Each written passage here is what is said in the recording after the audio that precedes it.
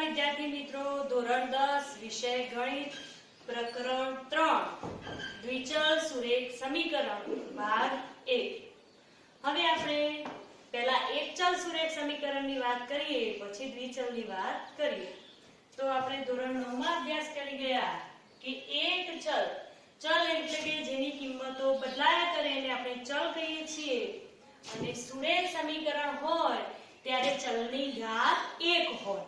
તો આપણે જોઈએ કે એકચલ સુરેખ સમીકરણનું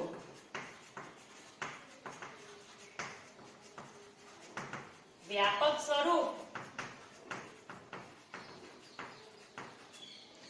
કેવું થાય તો ax + b = 0. અહીંયા x એ ચલ છે અને a અને b એ કઈ સંખ્યાઓ છે? વાસ્તવિક સંખ્યાઓ. એટલે આપણે લખીએ કે જ્યાં a અને b વાસ્તવિક સંખ્યાઓ છે તથા x નો સહગુણક કોઈ દિવસ શૂન્ય હોય નહીં, એટલે a નોટ ઇક્વલ ટુ 0. જો એ શૂન્ય થઈ જાય તો સમીકરણનું અસ્તિત્વ રહે નહીં. હવે આપણે જોઈએ દ્વિચલ. દ્વિ એટલે એની અંદર કેટલા ચલ હોય? 2. તો 2 ચલ વાળું સુરેખ સમીકરણ, પહેલા સુરેખ સમીકરણ જોઈએ પછી એના યુગ્મની વાત કરીએ. તો દ્વિચલ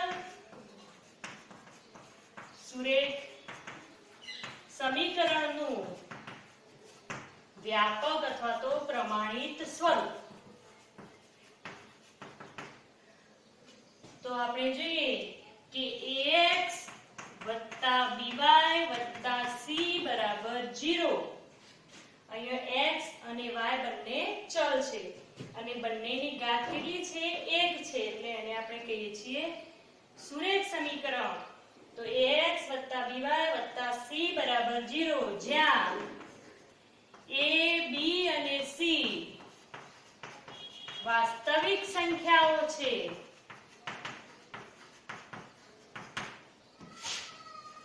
તથા a અને b એક સાથે શૂન્ય નથી. બરાબર? a અને b જો એક સાથે શૂન્ય થઈ જાય તો આ બંને પર 0 થાય, એટલે c = 0 થાય, એટલે સમીકરણનું અસ્તિત્વ રહે નહીં. એટલે a અને b એક સાથે શૂન્ય નથી. આ વસ્તુને આપણે બીજી રીતે લખવી હોય તો a² + b² is not equal to 0. એટલે કોઈ બે એક સાથે શૂન્ય ના હોય તો એમના વર્ગોનો સરવાળો એ 0 થાય નહીં. તો આ વાક્યની જગ્યાએ આપણે પાછળ આવું લખી દઈએ a² + b² not equal to 0 તો પણ ચાલે. હવે એટલે કે આની વ્યાખ્યા જોવી હોય તો એવું લખી શકાય કે જો a, b અને c વાસ્તવિક સંખ્યાઓ હોય તથા a અને b એક સાથે શૂન્ય ન હોય તો જે સમીકરણને ax + by + c = 0 સ્વરૂપમાં મૂકી શકાય, તો આવા સમીકરણને ચલ x અને ચલ y માં સુરેખ સમીકરણ કહે છે. એટલે કે આ દ્વિચલ સુરેખ સમીકરણનું આપણે વ્યાપક સ્વરૂપ લખ્યું. હવે વ્યવહારની અંદર આ દ્વિચલ સુરેખ સમીકરણ આપણને ક્યાં જોવા મળે? તો જોઈએ કે આપણે સ્ટેશનરીની દુકાને જઈએ અને એમ કહીએ કે 5 પેન્સિલ અને 5 પેન મને આપો, તો દુકાનદાર એવું કહે કે 30 રૂપિયા આપો. તો આપણે ધારો કે પેન્સિલની કિંમત, એક પેન્સિલની કિંમત આપણે x કહી દઈએ અને એક પેનની કિંમત y કહી દઈએ, તો 5x + 5y બરાબર જે આપણને રકમ કહી હોય 20 રૂપિયા કે તો 20, જે કહ્યું હોય એ આપીએ છીએ. તો આ રીતે સમીકરણ બને. હવે તો આ થઈ વાત દ્વિચલ સુરેખ સમીકરણની. દ્વિચલ સુરેખ સમીકરણ સુરેખ સમીકરણ હોવાના લીધે અહીંયા એનો આલેખ શું મળે? રેખા મળે. તો આપણે અહીંયા આલેખની રીત જ્યારે જોઈશું ત્યારે એમાં રેખાઓની વાત કરીશું. હવે જોઈએ દ્વિચલ સુરેખ સમીકરણ યુગ્મ. દ્વિચલ સુરેખ સમીકરણ યુગ્મ. યુગ્મ એટલે જોડકું.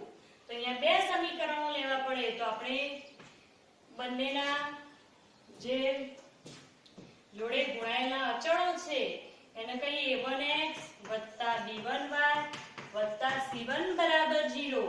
અને બીજું સમીકરણ લઈએ a2x b2y c2 બરાબર 0. તો અહીંયા જે બે સમીકરણો મળ્યા એને આપણે યુગ્મ કહીશું. શું કહીશું? યુગ્મ એટલે જોડકું, એટલે બે સમીકરણ. જ્યાં લખવું હોય તો લખી શકાય a1 b1 c1 a2 b2 c2 વાસ્તવિક સંખ્યાઓ છે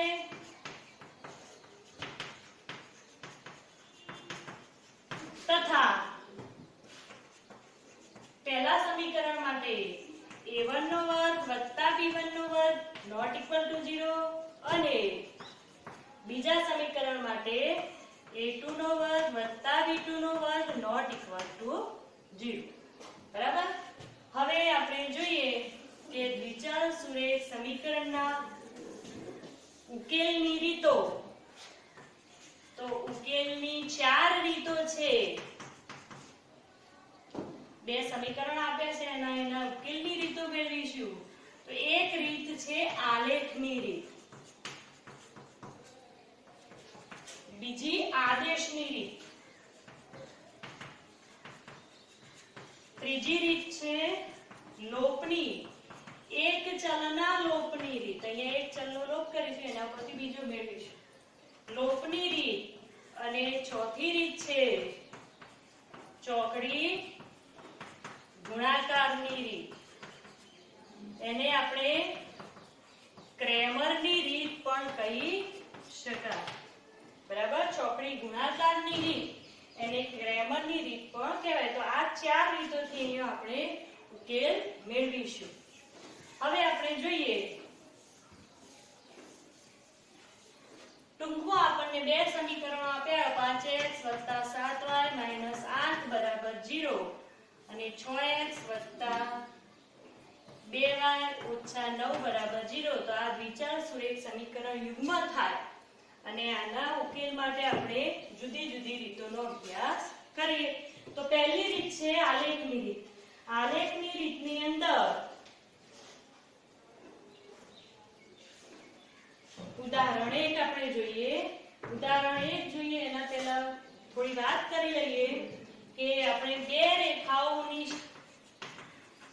રેખાઓ માટે ધોરણ 9 માં પણ અભ્યાસ કર્યો છે કે બે રેખાઓ હોય તો એના માટે 3 શક્યતાઓ છે.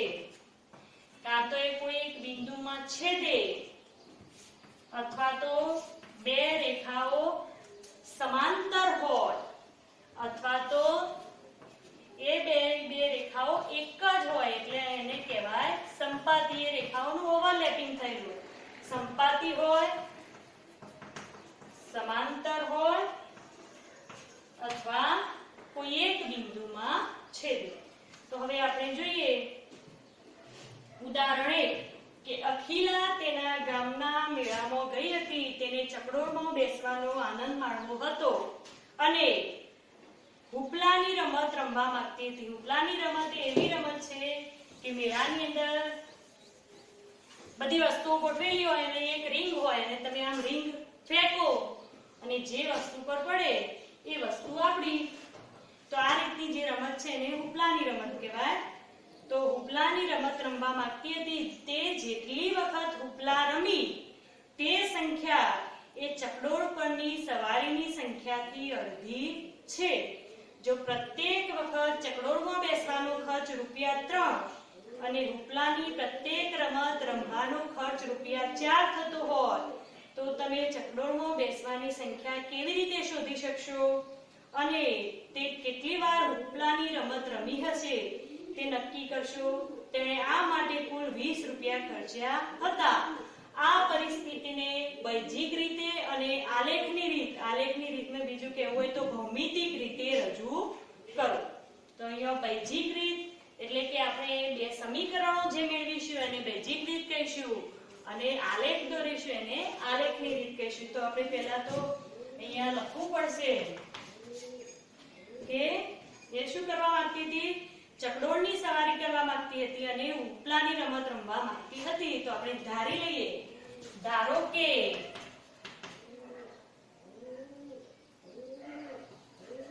ચકડોળની સવારીની સંખ્યા x અને ઉપલાની રમતની સંખ્યા કેટલી છે? y છે. હવે આપણે જોઈએ કે શું આપેલું છે પહેલા સમીકરણ માટે. તે જેટલી વખત ઉપલા રમી એ સંખ્યા કેટલી છે? y. તો તે જેટલી વખત ઉપલા રમી તે સંખ્યા એ ચકડોળ પરની સવારીની સંખ્યા, ચકડોળ પરની સવારીની સંખ્યા કેટલી છે? x. તો એના કરતા ઉપલાની રમતની સંખ્યા કેવી છે? અડધી છે. ચકડોળની સવારીની સંખ્યા કરતા અડધી છે. કઈ સંખ્યા? ઉપલાની રમત રમી તે સંખ્યા. એટલે આપણને સમીકરણ મળશે y બરાબર x ભાગ્યા 2.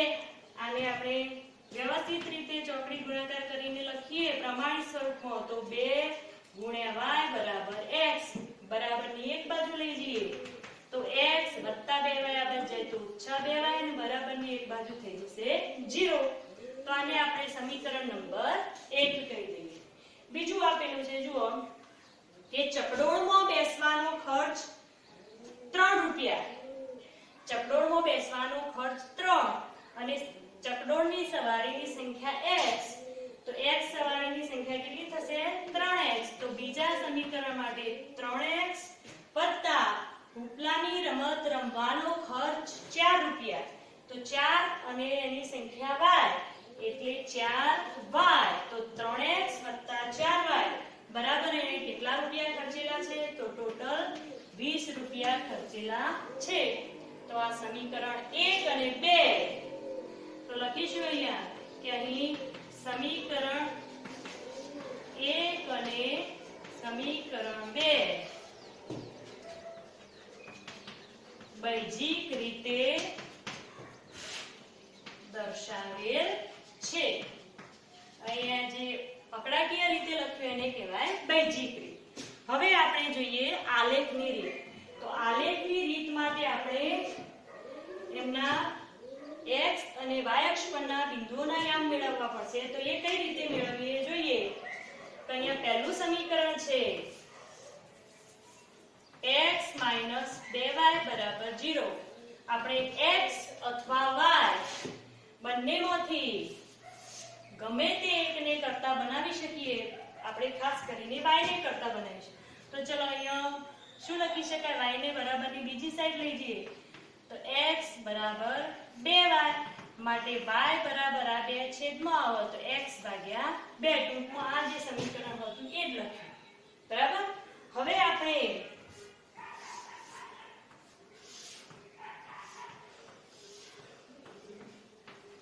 x અને y ની કિંમતો મેળવવી છે. આપણે રેખા દોરવી હોય તો વધુમાં વધુ બે બિંદુઓની જરૂર પડે. ઓછામાં ઓછા 2 થી વધારે હોય તો ચાલે પણ 2 બિંદુઓ તો જરૂરી જ છે.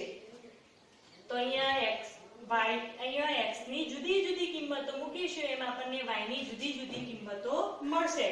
અથવા તો તમે x ની કરતા બનાવ્યો હોય તો અહીંયા y ની કિંમત મૂકીશું એમ x ની મળશે. બરાબર. તો જોઈએ અહીંયા પહેલા x ની કિંમત 0 મૂકી આ સમીકરણની અંદર x બરાબર 0 મૂકીએ તો શું થાય? 0 ભાગ્યા 2 એટલે y પણ શું મળ્યો? 0. તો x 0 આની અંદર મૂકીએ તો 0 ભાગ્યા 2 એટલે y શું મળ્યો? 0. આપણે ખાસ કરીને પૂર્ણાંક સંખ્યાઓ મળે એ રીતે બિંદુઓ મેળવીશું. 1 મૂકીએ તો 1 ભાગ્યા 2 એટલે 0.5 મળે. એ આપણને દર્શાવવામાં થોડી તકલીફ પડે એટલે પૂર્ણાંક મેળવવાનો પ્રયત્ન કરીએ. તો ચલો હવે x આપણે મૂકીએ 2 તો 2 ભાગ્યા 2 એટલે આપણને મળશે 1. તો x ની કિંમત 2 મૂકી તો 2 ભાગ્યા 2 એટલે 1 મળે એટલે x 2 ત્યારે y કેટલો મળ્યો? 1. હવે x આપણે 3 મૂકીએ તો પોઈન્ટમાં મળશે જવાબ.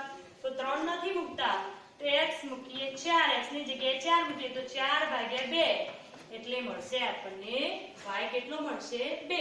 તો x મૂકીએ 4 ત્યારે y આપણને મળશે 2. એ જ રીતે આપણે બીજા સમીકરણની વાત કરીએ. અહીંયા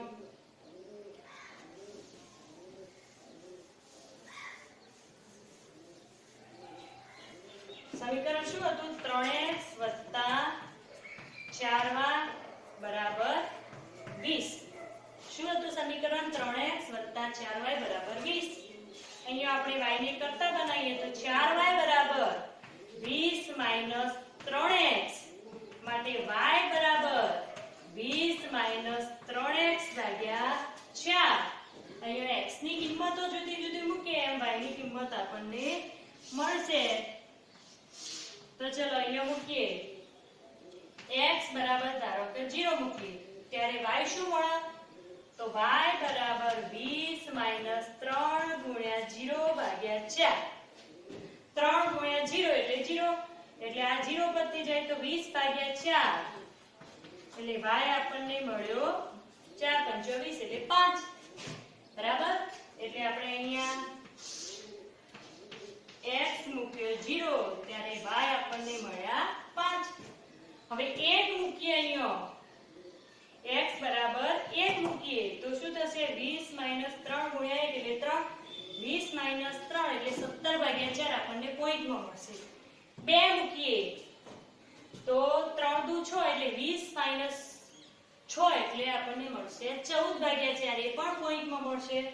3 મૂકીશું 3 તરી 9 એટલે 20 - 9 એટલે 11/4 એ પણ પોઈન્ટમાં મળશે. તો આપણે પૂર્ણાંક મેળવવાનો પ્રયત્ન કરીએ છીએ.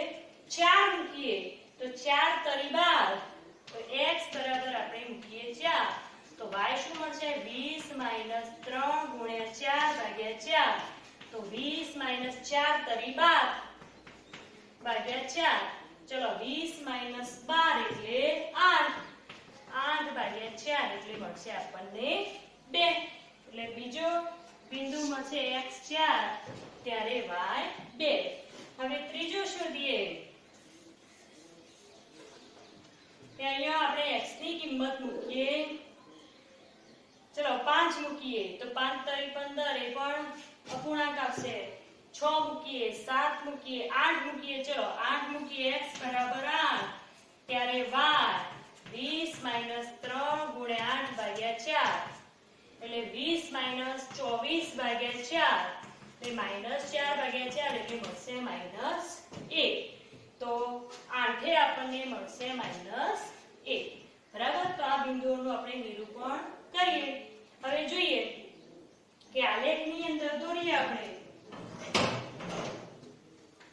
તો અહીંયા આપણે આડી અક્ષ x અક્ષ, અહીંયા નામ આપી દીધું x અક્ષ, x' અક્ષ, ઊભી એટલે કે શિરોલંબ રેખા y અક્ષ, ઉપર y, નીચે y' અક્ષ. અહીંયા માઈનસ બિંદુ ઓછા દર્શાવવાના થાય છે એટલે આપણે વચ્ચોવચ્ચ આલેખ દોર્યો નથી. અહીંયા બિંદુઓ દર્શાવી દીધા. આ ઉગમ બિંદુ જેના એમ 0 0 હોય 1 2 3 4 5 6 7. ઉપરની તરફ 1 2 3 4 5 6 7 8 આ રીતે બિંદુઓ દર્શાવી દીધા અક્ષો ઉપર. અહીંયા પ્રમાણ માપ આપણે લખીશું. પ્રમાણ માપ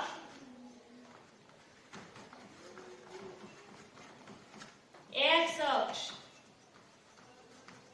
1 સેમી બરાબર 1 એકમ. y અક્ષ 1 સેમી બરાબર 1 એકમ. બરાબર. હવે પહેલી રેખાના બિંદુઓનું નિરૂપણ કરીએ. પહેલું સમીકરણ પહેલા તો x n 0 y n 0 તો એ બિંદુ ક્યાં હશે? x પણ 0 y પણ 0 એટલે એ બિંદુ આવશે અહીંયા. ચલો x m 2 y m 1 આપણે ધોરણ 9 માં બિંદુઓ દર્શાવતા શીખેલા જ છીએ. x m 2 એટલે x અક્ષ ઉપર 2 એકમ, y 1 એટલે એ બિંદુ આવશે અહીંયા. તો આ બિંદુ કયું થયું? 2 1. આમ લંબ દોરીએ તો આપણને ખબર પડે કે x m 2 y m 1.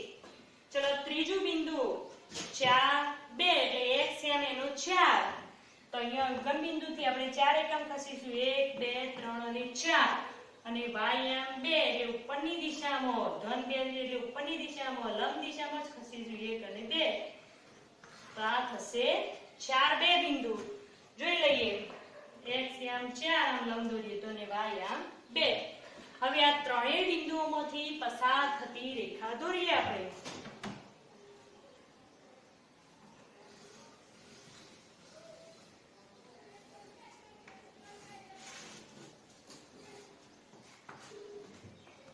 તો આ જે રેખા થઈ એ કઈ થશે x 2y x 2y બરાબર 0 હવે પહેલા આપણે એક રેખાના બિંદુઓ દર્શાવી નિરૂપણ કરી દઈશું રેખા દોરી દઈશું પછી જ બીજા બિંદુઓ દર્શાવીશું નહીતર રેખા દોરવામાં તકલીફ થશે હવે જોઈએ 0 5 પહેલું બિંદુ 0 5 એટલે એનો x m 0 અને y m 5 1 2 3 4 અને 5 તો એ બિંદુ આવશે અહીંયા ચલો 4 એ 2 તો અહીંયા જે આપણને મળ્યું બિંદુ 4 એ 2 એ ફરી આવે છે એટલે આપણે બીજું સર્કલ કરીએ તો ખબર પડે કે બંનેમાં આવે છે એટલે નાનું બીજું સર્કલ કરી દઈશું 8 એ -1 અહીંયા આપણે દર્શાવ્યું નથી લિમિટ છે એટલે નહીતર અહીંયા 8 લખીશું નીચે અહીંયા -1 તો એ બિંદુ આગળ આવે તે લંબાવી શકાય હવે આપણે રેખા દોરી દઈએ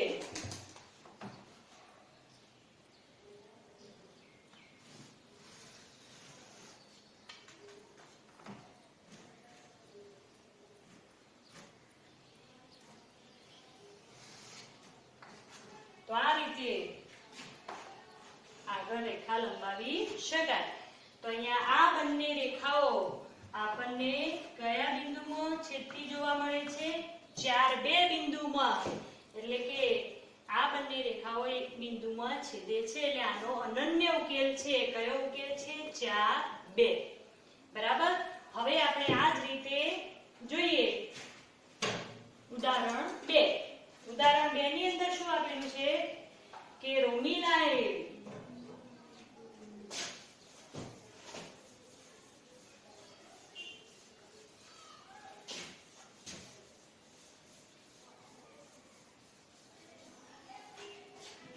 સ્ટેશનરીની દુકાનમાંથી 2 પેન્સિલ અને 3 રબર રૂપિયા 9 માં ખરીદ્યા તેની મિત્ર સોનાલીએ રોમિલા પાસેની પેન્સિલોની નવીન પ્રકારની પેન્સિલો અને રબર જોયા અને તેણે પણ તેટલી જ કિંમતવાળા 4 પેન્સિલ અને 6 રબર રૂપિયા 18 માં ખરીદ્યા આ પરિસ્થિતિને બૈજિક રીતે અને આલેખની રીતે દર્શાવો તો આપણે ધારી લઈએ કે ધારો કે કિંમત સરખી છે બંનેની એટલે આપણે લખીએ કે એક પેન્સિલની કિંમત રૂપિયા x અને એક રબરની કિંમત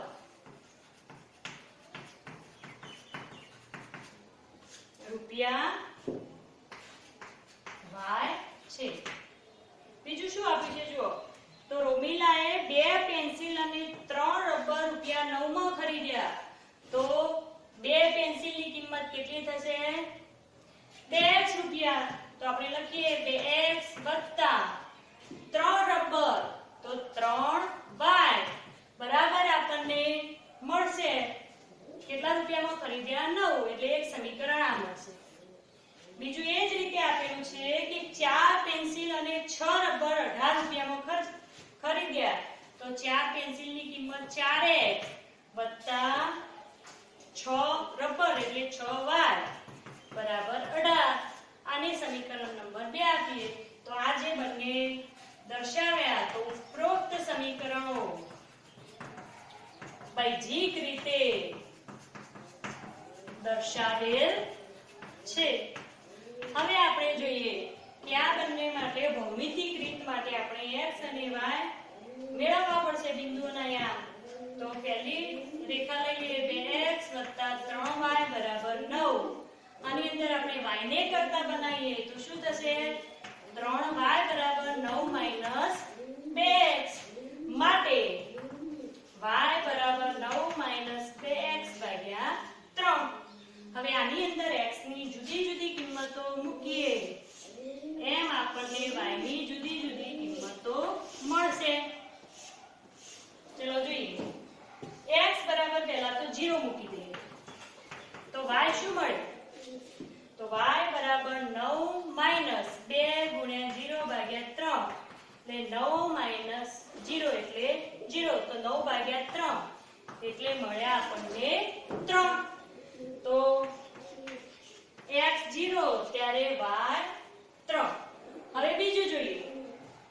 1 મૂકીશું તો 2 એકા 2 તો 9 માઈનસ 2 ભાગ્યા 3 એટલે 7 ભાગ્યા 3. પોઈન્ટ કાઢો આપણે લેવું નથી તો સીધો આપણે વિચાર કરીએ કે અહીંયા 0 બને એવું કરવું હોય તો શું કરવું પડે? 4.5 મૂકીએ. x ની કિંમત 4.5 એટલે 45 દુ 90 1 પોઈન્ટ કાપીએ એટલે 9 થાય. 9 માઈનસ 9 એટલે 0 મળે. ટૂંકમાં x 0 મૂકીએ એટલે y અક્ષ સાથેનું છેદ બિંદુ મળે. y 0 મૂકીએ એટલે આપણને x અક્ષ સાથેનું છેદ બિંદુ મળે. તો અહીંયા y 0 લાવવો છે તો અહીંયા આપણે x ની કિંમત 4.5 મૂકીએ તો x બરાબર 4.5 તો y શું મળશે? તો 9 માઈનસ 2 ગુણ્યા 4.5 ભાગ્યા 3. 4.5 ગુણ્યા 2 એટલે 9 થઈ જશે. 9 માઈનસ 9 ભાગ્યા 3 0 ભાગ્યા 3 એટલે મળશે 0.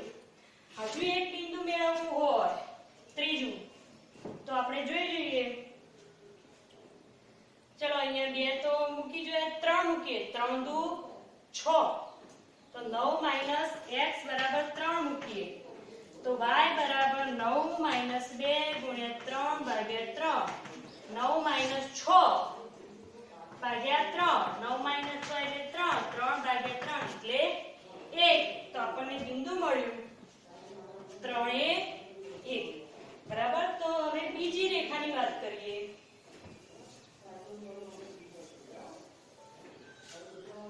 જોઈએ બીજી રેખા. 4x + 6y બરાબર 18. કરતા બનાવીએ y ને તો 6y બરાબર 18 માઈનસ 4x માટે y બરાબર 18 માઈનસ 4x ભાગ્યા 6.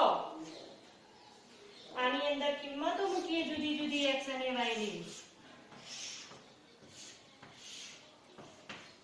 ચલો x ની કિંમત 0 મૂકીએ તો 4 ગુણ્યા 0 એટલે 0 થઈ જાય. 18 ભાગ્યા 6 એટલે 3 મળશે. તો x 0 ત્યારે y 3. ચલો 4.5 મૂકી જોઈએ. 4.5 ગુણ્યા 4 4 5 20 2 4 4 17 18 તો 18 મળે છે. 18 માઈનસ 18 એ 0 ભાગ્યા 6 એટલે 0 એટલે ટૂંકમાં x 4.5 મૂકીએ ત્યારે y આપણને મળશે 0. આપણે 3 પણ ચેક કરી જોઈએ. ચલો 3 મૂકીએ 4 તરી 12 તો 18 માઈનસ 12 એટલે 6 ભાગ્યા 6 એટલે 1 એટલે 3 એ 1. તો આ રીતે આપણે બિંદુઓ મેળવી શકીએ. હવે આમાં અને આમાં બંને બિંદુઓ કેવા મળે છે? સેમ જ મળે છે. જો એટલે બંને રેખાઓ કેવી થશે? એક જ થશે. બંને એકબીજા પર ઓવરલેપિંગ થશે. અહીંયા તમે આ રીતે y ને કરતા ના બનાવો અને સીધા અહીંયાથી 2 કોમન લઈ લો અને y બરાબર 9 માઈનસ 2x ભાગ્યા 3 લાવીને સીધું આના લખી દો તો પણ ચાલે. હવે આપણે બિંદુઓનું નિરૂપણ કરીએ.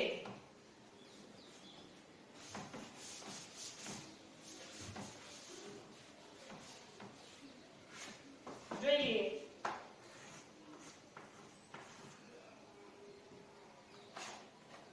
x અક્ષ y અક્ષ દોરી દઈશું. બિંદુઓ દર્શાવી દઈશું x અક્ષ અને y અક્ષના.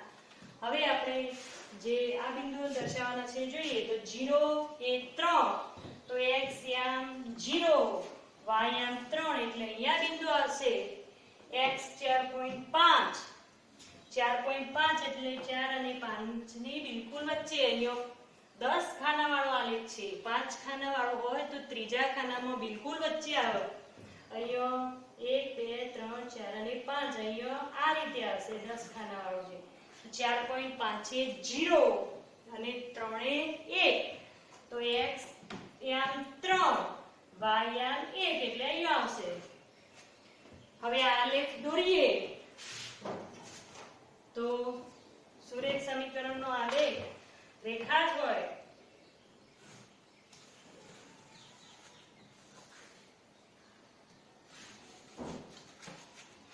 તો આપણને આલેખ આ રીતનો મળે.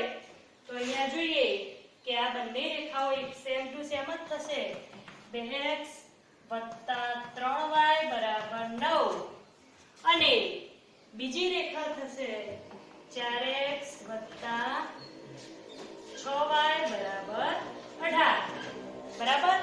તો બંનેના અહીંયા પણ એ જ છે 0 3 4.5 0 અને 3 1 એટલે આપણે દર્શાવીએ તો પણ એના એ જ રેખા મળે. ટૂંકમાં કહેવું હોય તો અહીંયા બે રેખાઓ કેવી છે?